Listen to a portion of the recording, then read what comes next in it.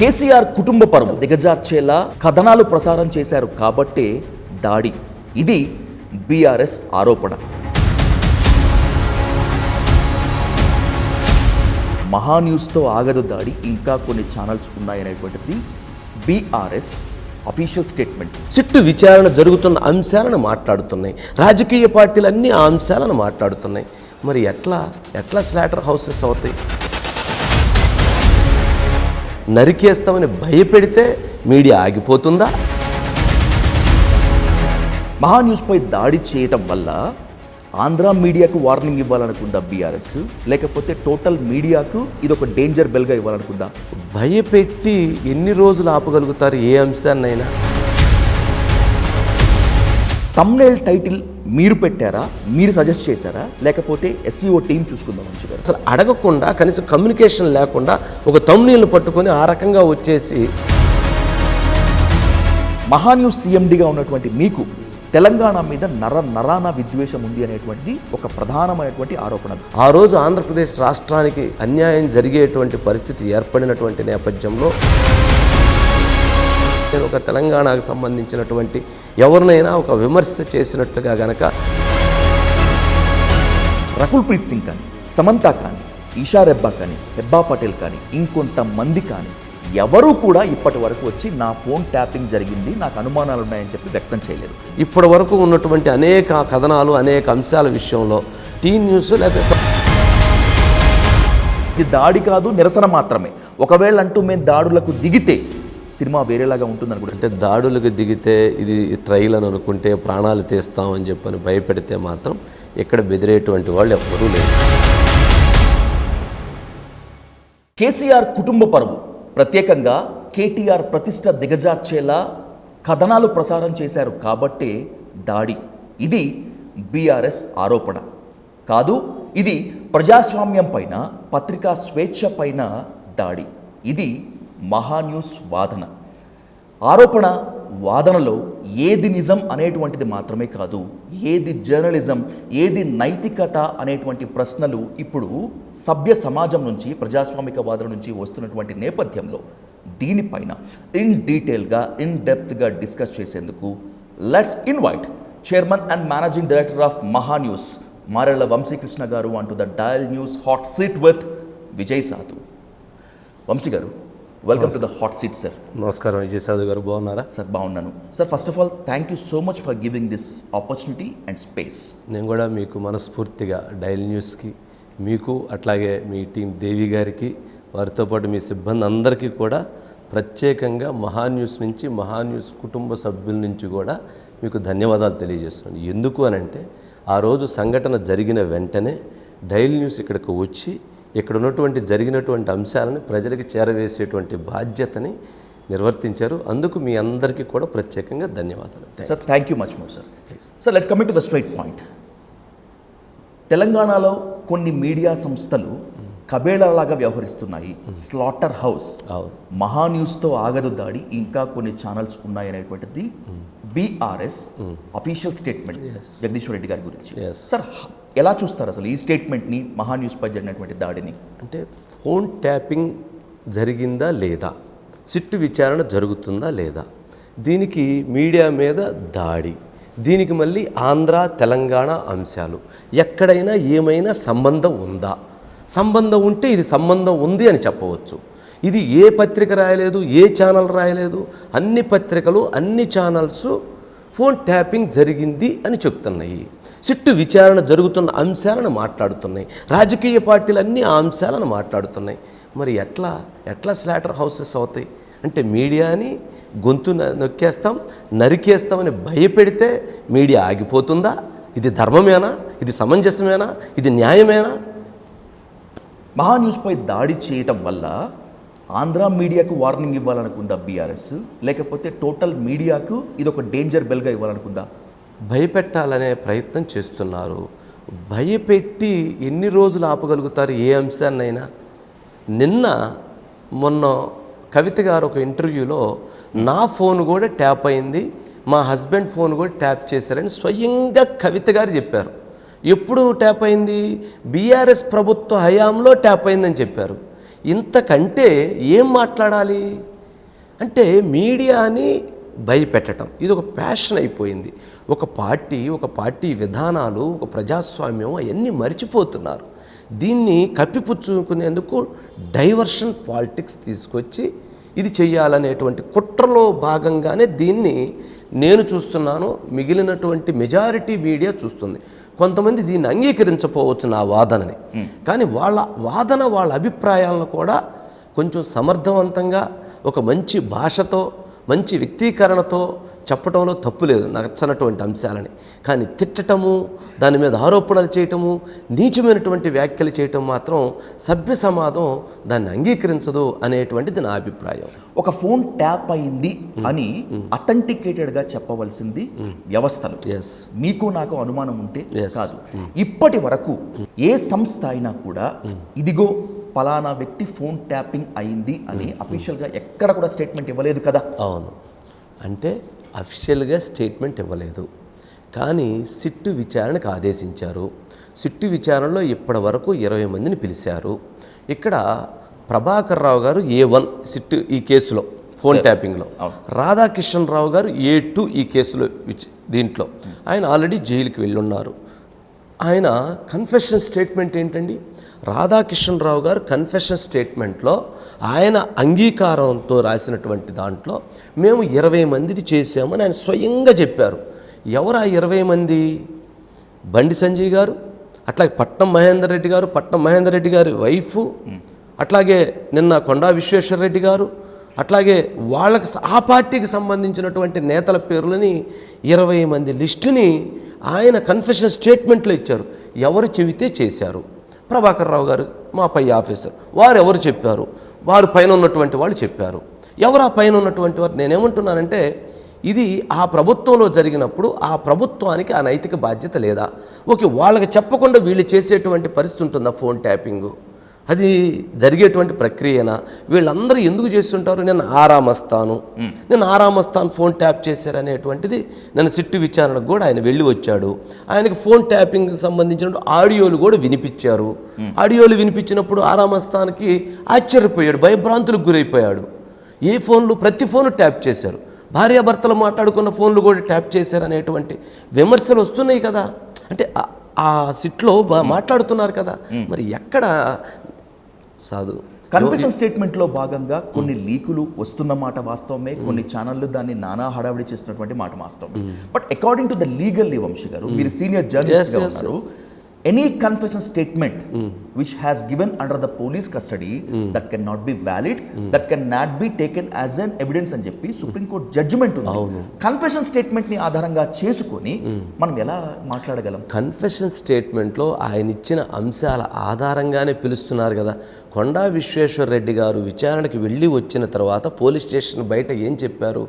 నా ఫోను, నా భార్య ఫోను ట్యాప్ చేస్తే ఇది తెలంగాణ రాష్ట్రంలో ఇది బిగ్గెస్ట్ బిజినెస్ మ్యాన్, ఇది తెలంగాణ హిస్టరీలో ఒక పొలిటికల్ హిస్టరీ ఉన్నటువంటి ఫ్యామిలీ, మేము పోయి దాంకున్నాము ఒక 1 రోజుల పాటు బెంగళూరులో ఫోన్లు మార్చుకుంటా, హోటల్స్ మార్చుకుంటా దాంకున్నామని చెప్పారండి. ఇప్పుడు మీడియా నేనేమడుగుతున్నానంటే ఒక్కటే మీరు అడిగిన దానికి నేను క్రైమ్ జరిగిందా లేదా, ఆ క్రైమ్లో నువ్వు గొడ్డలు వాడావా, గన్ను వాడావా, కత్తి వాడావా, లేకపోతే పెన్ను వాడావా, ఏం వాడావా అనేది నేను అడగటం లేదు. నేను అక్కడ జరిగినటువంటి ఇన్సిడెంట్కి సంబంధించి క్రైమ్ జరిగిందా లేదా. నేను ఇప్పటికీ ఏమడుగుతున్నాను, ఈ ఫోన్ ట్యాపింగ్కి సంబంధించి బీఆర్ఎస్ ముఖ్య నాయకుల పాత్ర ఉందా, కేసీఆర్ గారు, కేటీఆర్ గారు పాత్ర ఉందా లేదా? ఉంటే ఉందని, లేదంటే లేదని, లేకపోతే వాళ్ళకి తెలుసుంటే ఎవరు చేస్తుండారో చెప్పొచ్చు కదా. మౌనం ఏంటి? మౌనం అర్ధాంగీకారమా? మాట్లాడకపోవటం అర్ధాంగీకారం అవుతుందా?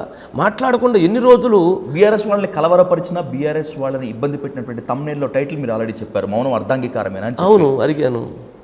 తమ్నేల్ టైటిల్ మీరు పెట్టారా, మీరు సజెస్ట్ చేశారా, లేకపోతే SEO టీం చూసుకుందా? మంచి గారు జనరల్గా మౌనం అర్ధాంగీకారం అనేటువంటి దాన్ని నేను చెప్పిన మాట వాస్తవం.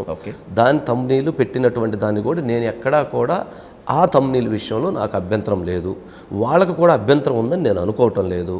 అయితే మనం ఉదయం పూట 6 గంటల దగ్గర నుంచి రాత్రి 11:30 వరకు మనం టెలికాస్ట్ చేసేటువంటి న్యూస్లో రిపోర్టర్స్ కొన్ని న్యూస్ ఇస్తుంటారు, లేదా డిస్ట్రిక్ట్ రిపోర్టర్స్ కొన్ని లైవ్స్ ఇస్తుంటారు, స్పెషల్ రిపోర్టర్స్ కొన్ని లైవ్స్ ఇస్తుంటారు.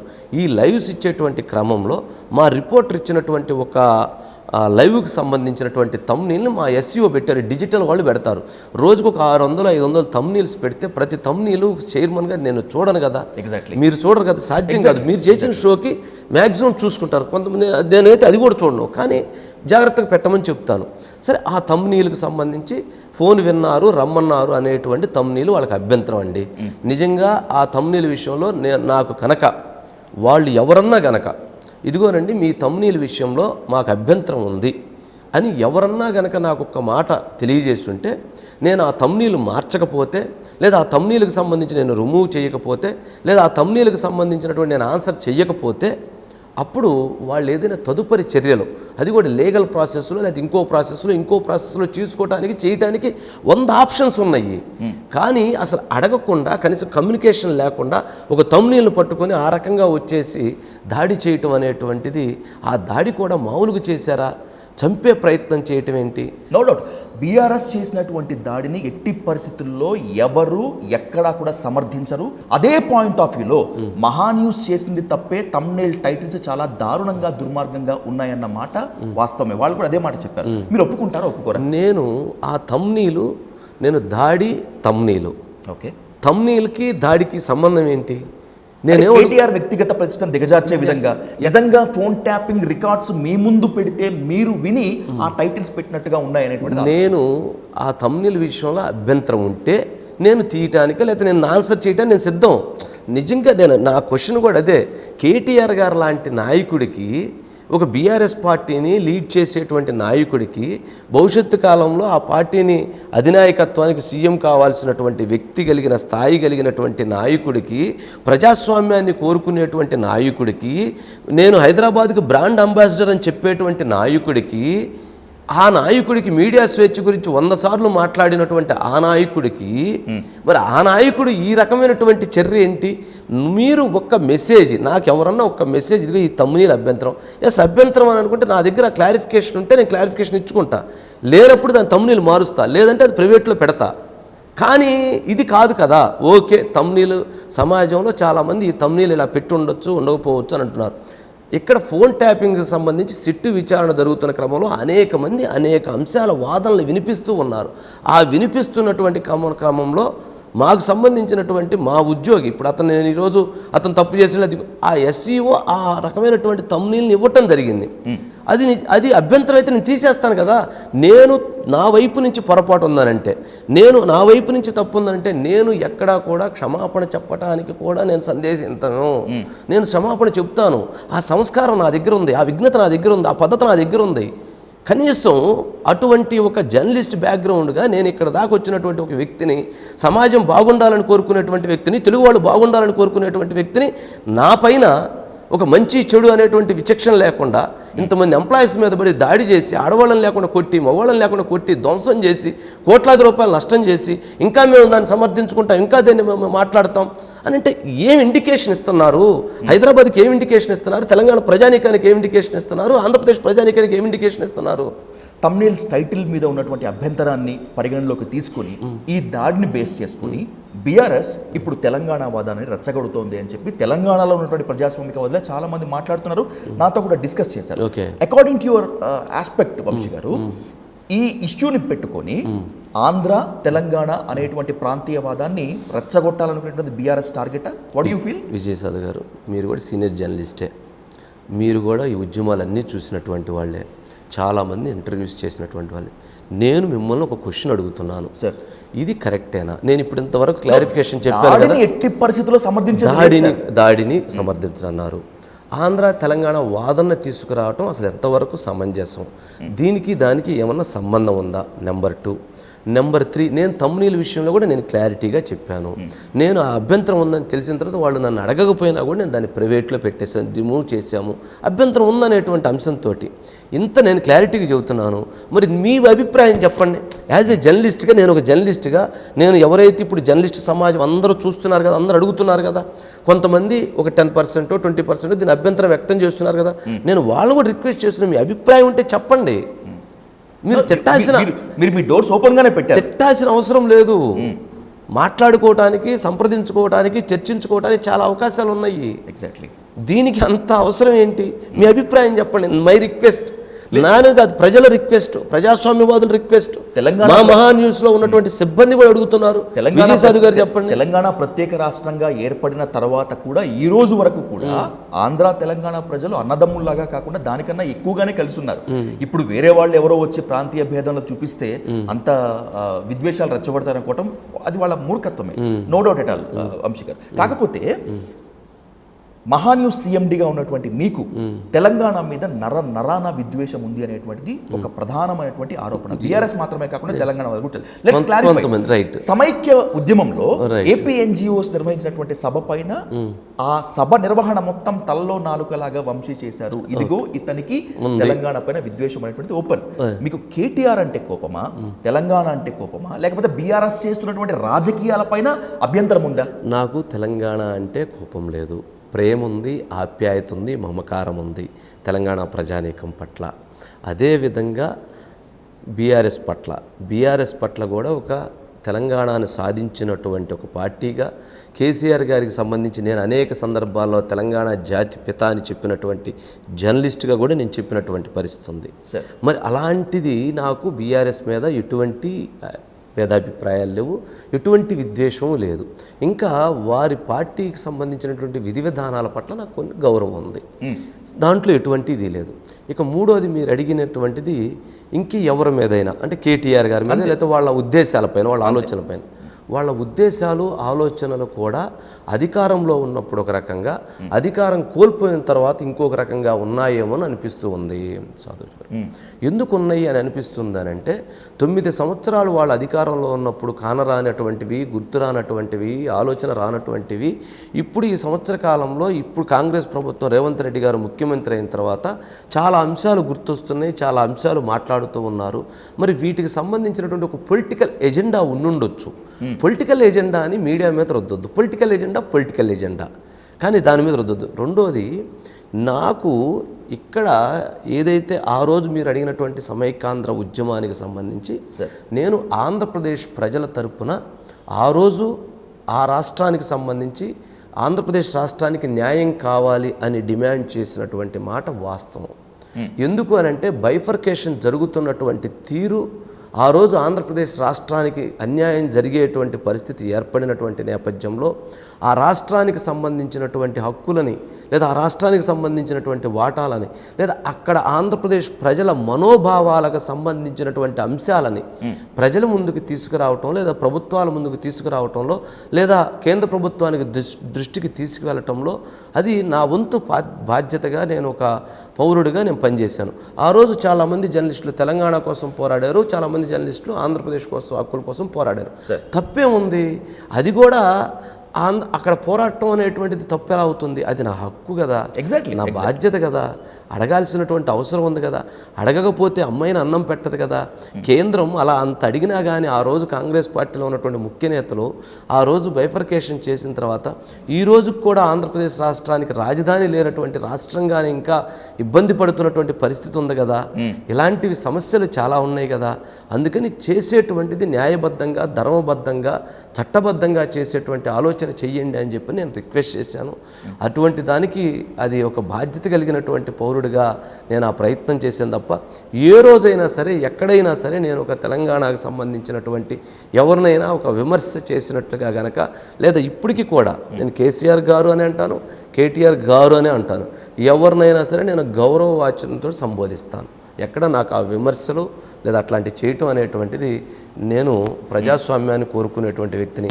అందరూ బాగుండాలి, అందరూ పైకి రావాలి, అందరూ ఉన్నత స్థితికి రావాలి, 2 రాష్ట్రాలు అతి వేగంగా అభివృద్ధి చెందాలి, ఈ దేశంలో ఈ ప్రపంచంలో ఒక బిగ్గా రావాలనేటువంటి ఆకాంక్ష తపన నాకు ఉంటుంది. సార్, ఇట్స్ క్లియర్ మీకు తెలంగాణ పైన ప్రేమ ఉంది, తెలంగాణ కల్చర్ పట్ల మీకు అత్యంత గౌరవం ఉంది. I'm asking you very clearly sir, KCR family పైన, ఎస్పెషల్లీ కేటీఆర్ పైన మీకు ఏమైనా ద్వేషం కానీ, పంచాయతీ కానీ ఏమైనా ఉందా? పర్సనల్ రైవలరీ ఏమైనా ఉందా? నాకు కేటీఆర్ గారి పైన నాకు అసలు ఎటువంటి భేదాభిప్రాయాలు లేవు. ఎందుకు లేవు అని అంటే, ఆయన పొలిటికల్ ఎజెండా ఆయనదండి. కేటీఆర్ గారి ఎజెండా ఆయనది. ఆయన ఎజెండాని ఆయన ఇంప్లిమెంట్ చేసుకుంటూ ఉంటారు. రాష్ట్రం కోసమో లేకపోతే ఆయన సంబంధించినటువంటి భవిష్యత్తు నాయకత్వాన్ని తీసుకొని రావటం కోసం ఆయన ప్రయత్నాలు ఆయన చేసుకుంటూ ఉంటారు.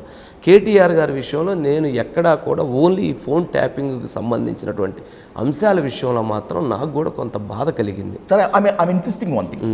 కొండా విశ్వేశ్వరరెడ్డి గారు నా ఫోన్ ట్యాపింగ్ జరిగింది, నా భార్య ఫోన్ ట్యాపింగ్ జరిగింది, నేను బెంగళూరు పారిపోయానని చెప్పారు. కవిత గారు కూడా ఆఫ్ ద రికార్డ్ చాలా సార్లు చెప్పారు, ఆన్ రికార్డ్ ఒక ఇంటర్వ్యూలో చెప్పారు. సార్, వీళ్ళంతా చెప్పారు వాస్తవమే.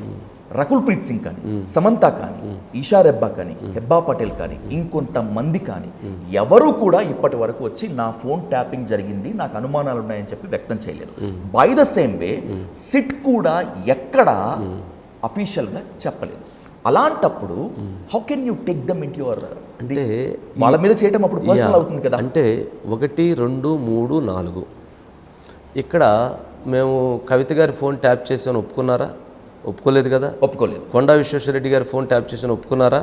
ఒప్పుకోలేదు కదా. మహేష్ కుమార్ గౌడ్ ఫోన్ ట్యాప్ చేసాను ఒప్పుకున్నారా? ఒప్పుకోలేదు కదా. ఇప్పటి వరకు సిట్టు విచారణకు వెళ్ళినటువంటి వీళ్ళ ఫోన్లన్నీ మేము ట్యాప్ చేసాను ఒప్పుకున్నారా? ఒప్పుకోలేదు కదా.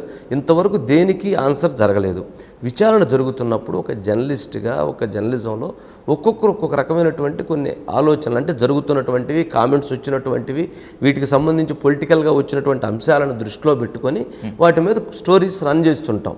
అట్లా అని చెప్పని అసలు అంటే మీడియా ఒక లైన్ దాటిపోయింది కదా సాధుజీ. మహా న్యూస్ దాటింది అనేటువంటి న్యూస్ దాటింది అనే దానికి ఒక పని చేయమనండి. ఇప్పటి వరకు ఉన్నటువంటి అనేక కథనాలు, అనేక అంశాల విషయంలో టీ న్యూస్ లేదా సంబంధించినటువంటి ఎవరైతే వారికి సంబంధించినటువంటి వాళ్ళు ముఖ్యమంత్రి గారి మీద ఏ రకమైనటువంటి కామెంట్ చేశారు, ఏ రకమైనటువంటి పెట్టారు, అంటే పొలిటికల్ అంటే లైన్ దాటిపోయింది. మీడియా ఒక లైన్ దాటి ఉంది. ఓకే, నియంత్రణ అంటారా? మీడియాకి నియంత్రణ, మీరు ఇలా ఉండాలి, ఇలా చేయాలంటారా? ఎస్, ఒక రౌండ్ టేబుల్ మీటింగ్ పెట్టండి, ఒక 10 మంది జర్నలిస్టులకు సంబంధించి ఒక కమిటీ వేయండి. 2 తెలుగు రాష్ట్రాల్లో మీడియా ఇది ఇలాగే లైన్ రాయాలి, ఇలాగే ఉండాలి, ఈ గీత దాటి రాయకూడదు, ఈ గీత దాటి పోకూడదు అని చెప్పి ఒక డిసైడ్ చెయ్యండి. అందరం పాటిద్దాం. అది చేస్తే నియంతృత్వం కదండి సార్. అదే నేను అంటే ఏది ఇక్కడ ఇది నేను ఇప్పుడు ఇక్కడ ఒక నన్ను టార్గెట్ చేయటం వెనక వాళ్ళ రాజకీయ ప్రయోజనాలు జరిగినాయేమో అని భావించి ఉండొచ్చేమో. కానీ రాజకీయ ప్రయోజనాలు జరగలేదు. కేటీఆర్ గారికి నష్టం జరిగింది. ఎందుకనంటే ఆయన బీఆర్ఎస్ పార్టీని లీడ్ చేస్తూ భవిష్యత్తులో ముఖ్యమంత్రి కావాలనుకుంటున్నటువంటి వ్యక్తి అధికారంలో లేనప్పుడే ఈ రకంగా మీడియా మీద దాడి చేసి, ఈ రకంగా ప్రజాస్వామ్యాన్ని గొంతు నక్కాలనే ప్రయత్నం చేస్తే రేపు ఆయనకు అధికారం ఇచ్చిన తర్వాత ఆయన ఏ రకమైనటువంటి దాడి చేస్తారు అనేటువంటి భావన ప్రజల్లో వస్తే అది ఆయనకే నష్టం కదా. సార్, ఆన్ రికార్డ్ నేను అన్ని అడగలేకపోవచ్చు, ఆన్ రికార్డ్ మీరు చెప్పలేకపోవచ్చు, మనం డిస్కస్ చేయలేకపోవచ్చు. కానీ one question that I have to kept before you Vamshi garu, please. Of record అయినా కూడా అసలు కేసీఆర్ లేదా కేటీఆర్ ఫోన్ ట్యాపింగ్ చేసినట్లు, చేయించినట్లు మీ దగ్గర ఎవిడెన్సెస్ ఉన్నాయా? నా దగ్గర ఎవిడెన్సెస్ మీడియా ఎప్పుడూ కూడా ఆ ఎవిడెన్సెస్ని తీసుకొని ఇచ్చేది. జరుగుతున్నటువంటి ఇన్వెస్టిగేషన్ అంశాలను బట్టి జరుగుతూ ఉండిద్ది. కేటీఆర్ గారు ఒక సందర్భంలో ఆ లంగాగాళ్ళదో బొంగాగాళ్ళదో ఎవరిదో ఒకరో ఇద్దరిదో చేసి ఉంటారేమో, మాకేం సంబంధం అని చెప్పి అన్నారు. టీఆర్ఎస్ భవన్ సాక్షిగానే చెప్పారు. అది మరి ఆయన మాటే కదా, అది వారు చేశారని చెప్పి అన్నారు. కేసీఆర్ గారు ఏదో సందర్భంలో ఏదో ఒక అట్లాంటి రిలేటెడ్గా కామెంట్ చేసినట్టు. నేనేమంటానంటే, ఇప్పుడు నిన్న జగదీష్ రెడ్డి గారు కూడా ఒక మాట అన్నారు, ప్రపంచంలో ఎక్కడ జరగట్లేదు, దేశంలో ఎక్కడ జరగట్లేదు, ఏ రాష్ట్రం చేయట్లేదు, రేవంత్ రెడ్డి గారు చేయట్లేదు అని చెప్పి అంటారు. స్వయంగా షర్మిల గారు అన్నారు, నా ఫోన్ ట్యాప్ చేశారని చెప్పి అన్నారు. జగన్మోహన్ రెడ్డి గారు, అవును అమ్మాయి మా షర్మిలమ్మ అక్కడ ఉంది కదా, అప్పుడు పార్టీ బిడ్డకు చేసి ఉండొచ్చు అని చెప్పి ఆయన అన్నాడు. ఇది జరుగుతున్నటువంటి ఒక క్రైమ్ ఇన్వెస్టిగేషన్కి సంబంధించిన అంశంలో 1-2 వార్తల విషయంలో జనరల్గా మనం బై లైన్ అవుట్ ఆఫ్ వెళ్ళి దాన్ని చూసేటువంటి పరిస్థితులు ఉంటాయి. ఎందుకు ఉంటాయి అని అంటే, ఇప్పటి వరకు మరి ఈ కామెంట్స్కి సంబంధించి అభ్యంతరాలు ఉంటే ఇప్పటికీ దాని మీద ముఖ్యమంత్రి గారి దగ్గర నుంచి చాలామంది మాట్లాడుతూ వచ్చినప్పుడు మరి వాళ్ళందరూ నోటీసులు ఇచ్చారా?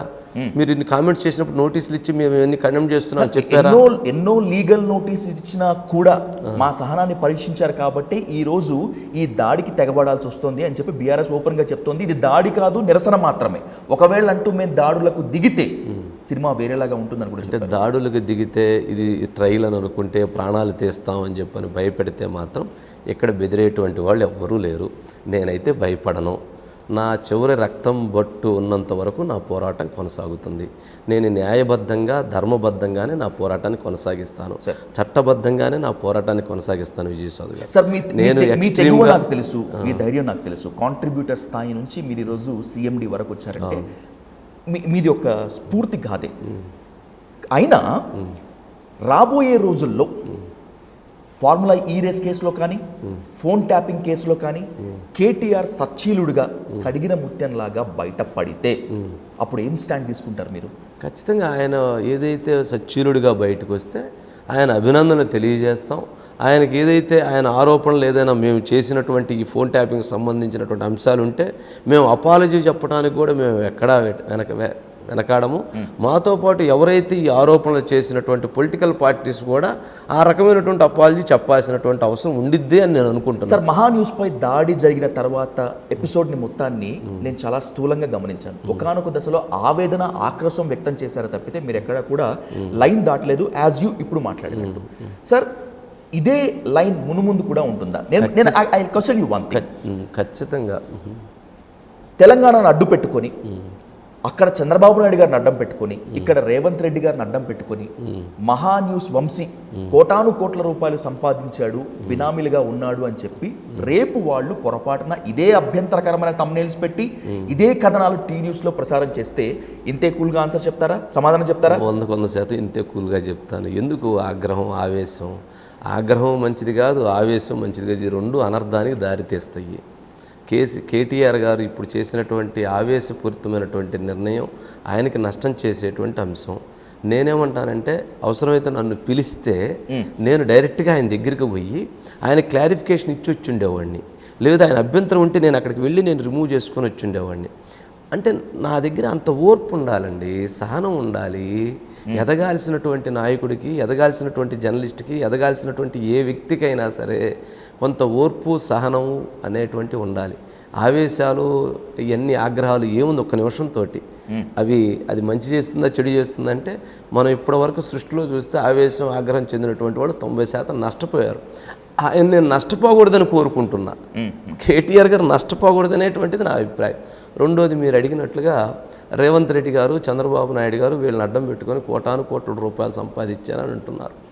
నేను 2004 నేను జర్నలిజంలోకి వచ్చేటప్పటికే మాది రైతాంగం కుటుంబం, మా నాన్న టొబాకో బిజినెస్, అప్పటికే మాకు అక్కడ ల్యాండ్స్ ఉన్నాయి. ఆ తర్వాత అక్కడి నుంచి నేను కొంత ఇన్వెస్ట్మెంట్స్ రియల్ ఎస్టేట్లో చేసుకుంటూ వచ్చాను. ఆ క్రమంలో నాకు జర్నలిజం మీద ఒక ప్యాషన్ ఉంది, జర్నలిజం మీద నాకు ఒక తపన ఉంది, ఒక ప్రేమ ఉంది, ఒక అభిమానం ఉంది. నేను రాధాకృష్ణ గారిని చూసి నేను ట్రైన్ అయినటువంటి వ్యక్తిని. నాకు బాసు, గాడ్ ఫాదరు లేదా లీడర్షిప్, జర్నలిజంలో ఒక టైకూన్, ఒక టైగర్ ఉండాలంటే నేను రాధాకృష్ణ గారిని భావిస్తాను. నేను ఆయన చూసి నేను కూడా ఇట్లా వెళ్ళాలి అనేటువంటి కష్టపడి, నేను ఆ శ్రమపడి నాకున్నటువంటి ఆస్తులను నేను ఇచ్చేసుకొని అవన్నీ ఇప్పుడు ఆ లెక్కలు నేను చెప్పకూడదు, కానీ నేను ఛానల్ని టేక్ఓవర్ చేసి 2017 నుంచి ఈ ఛానల్ని నడుపుతూ దాదాపు 400 మంది ఎంప్లాయీస్కి ప్రతి నెల 11వ తారీఖున జీతాలు ఇస్తూ ఈ రకంగా నేను ఇచ్చేస్తుంటూ ముందుకు వెళుతున్నాను. మరి అప్పటి నుంచి ఇప్పటి వరకు మరి నేను దాన్ని అంత కష్టపడి ఇక్కడ ఇంత ఎంప్లాయీస్ని నడిపిస్తున్నామంటే, ఇంత జీతాలు చెల్లించి మేము ముందుకు వెళ్తున్నామనంటే మరి మేము బాధ్యతతో ఉన్నట్ట, బాధ్యతతో లేనట్ట? మరి ఇలాగా వాళ్ళు ఉన్నారు, వీళ్ళు ఉన్నారు, లేదా ఇట్లాంటి మాటలు సహజం. మిత్రులు, స్నేహితులు చాలామంది నాకు సహకరించినటువంటి వాళ్ళు ఉన్నారు, అట్లాగే నన్ను నిలబెట్టేటువంటి ప్రయత్నం చేసినటువంటి వాళ్ళు ఉన్నారు. ఇందులో చంద్రబాబు నాయుడు గారు, రేవంత్ రెడ్డి గారు వాళ్ళు చెప్పినటువంటి వాళ్ళిద్దరికి మాత్రం సింగిల్ రూపీ సంబంధం కూడా లేదు. కాకపోతే వాళ్ళిద్దరికీ ఒక జర్నలిస్ట్గా కష్టపడి ఎదిగొచ్చాడు అనేటువంటి ఒక ప్రేమ, అభిమానం ఉండొచ్చు. ఎందుకు ఉండొచ్చు అంటే ఉండిద్ది. ఎందుకనంటే నిన్న సంఘటన జరిగిన తర్వాత కూడా ముఖ్యమంత్రి గారు, అట్లాగే ఆ ముఖ్యమంత్రి గారు అందరూ రెస్పాండ్ అయ్యారు, పవన్ కళ్యాణ్ గారు రెస్పాండ్ అయ్యారు, అందరూ రెస్పాండ్ అయ్యారు కదండి.